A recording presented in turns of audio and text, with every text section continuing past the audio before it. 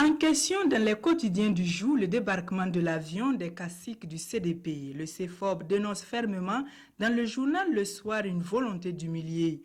Pour l'opposition politique, cette interdiction de voyager a été faite sans production d'un justificatif légal. Par conséquent, de tels agissements relèvent de l'arbitraire, indique aujourd'hui au Faso. Pour le président du Faso, Roch-Marc Christian Kaboré, il ne s'agit pas d'un acharnement, mais d'une action qui s'inscrit dans l'intérêt de la nation, une version rapportée par Sidoya.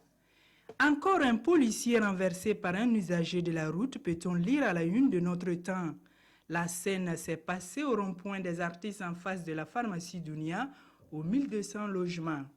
Le pays précise que c'est après avoir refusé d'obtempérer au coup de sifflet d'un premier policier que l'usager a foncé sur les collègues du policier qui l'attendaient.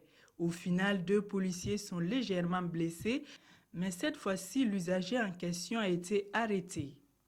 Actualité internationale, le quotidien nous apprend que le gouvernement malien et les groupes armés signataires de l'accord de paix de 2015 se sont entendus sur la création d'autorités intérimaires dans les 5 régions administratives du Nord Mali. La paix des braves aura-t-elle lieu, se demande bien le pays. Cette fois-ci, explique Sidoya, ce sont les responsables des groupes armés rebelles qui jadis avaient claqué la porte qui ont pris la résolution de revenir dans le processus.